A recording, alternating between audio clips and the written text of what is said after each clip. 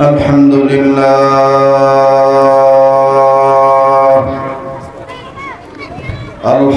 لله رب العالمين، والصلاة والسلام على أشرف الأنبياء والمرسلين محمد وعلى آله وأصحابه أجمعين. أما بعد، فأعوذ بالله من الشيطان الرجيم. بسم الله الرحمن الرحيم. وإنه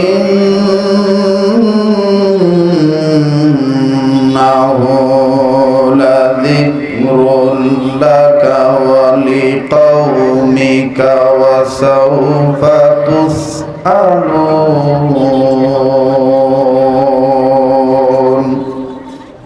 بارك الله لنا ولكم في القرآن العظيم، ونفعنا وإياكم بالآيات والذكر الحكيم.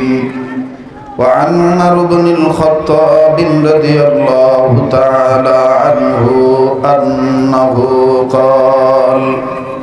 قال رسول الله صلى الله عليه وسلم: إن الله يرفع بهذا الكتاب وأقواما ويضع به وآخرين.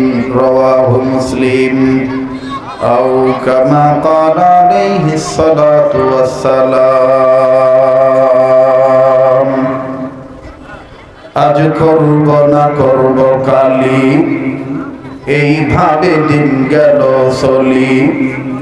কেমনে মোরা হিসাব দেব মাওলার কাছে হাসর বেলা।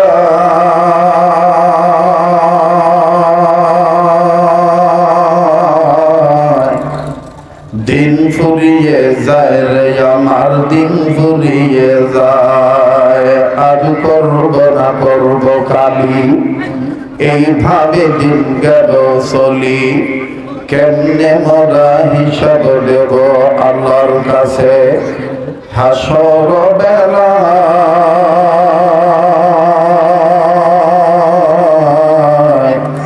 দিন ফুরিয়ে যায় রে আমার, দিন ফুরিয়ে যায়।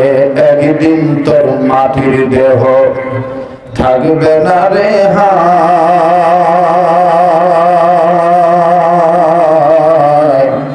মাটি দেহ মাটির মাঝে মিশবে রে ধুলায়। কিসের টাকা কিসের করি তোমার, কিসের বাহাদুরি।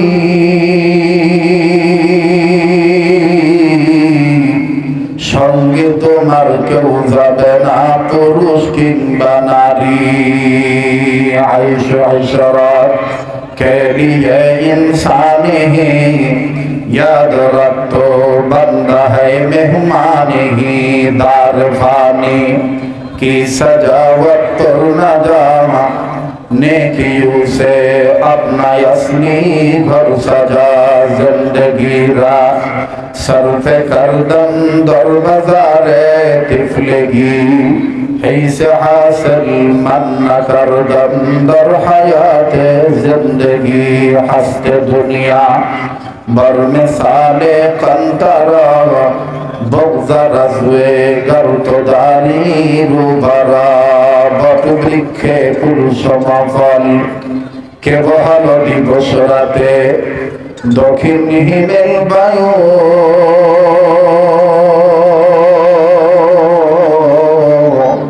কোথা থেকে পেলি রে তুই মানুষ তোর জীবনের আয়ু। মাঠের উপরে কে বিছালো সবুজ শ্যামল ছবি,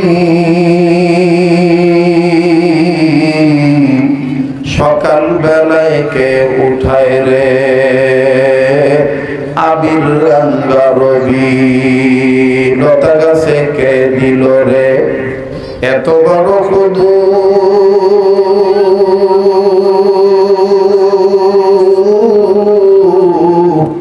কারি সারাই মৌমাছিরা মৌচাকে দেয় মধু সেবন গাছে কে দিল গো নরম নরম তুলা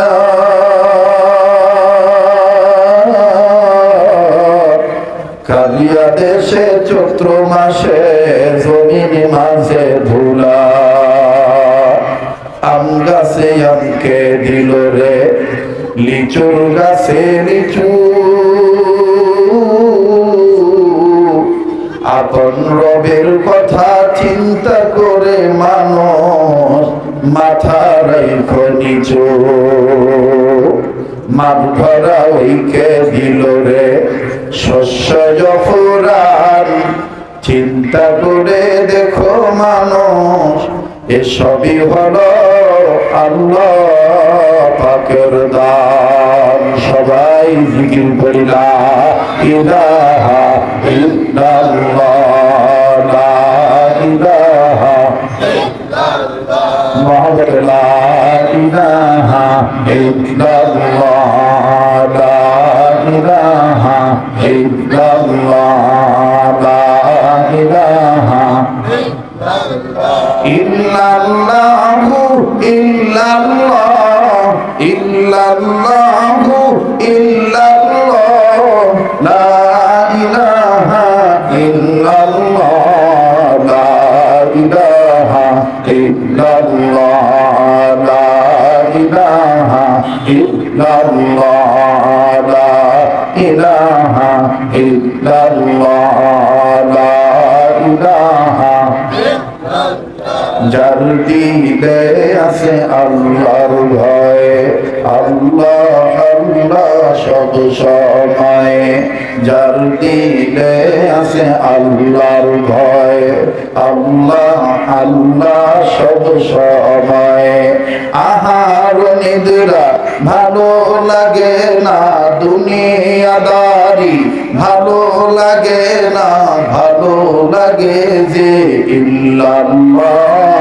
লা ইলাহা ইল্লাল্লাহ লা ইলাহা ইল্লাল্লাহ লা ইলাহা ভাইজান মূসা নবী কালিমুল্লাহ ইব্রাহিম নবী খলিলুল্লাহ মূসা নবী কালিমুল্লাহ ইব্রাহিম নবী খলিলুল্লাহ বাবা আদম সফিউল্লাহ বাবা আদম সফিউল্লাহ আমার নবী হাবিবুল্লাহ লা ইলাহা ইল্লাল্লাহ লা ইলাহা ইল্লাল্লাহ লা ইলাহা ইল্লাল্লাহ লা ইলাহা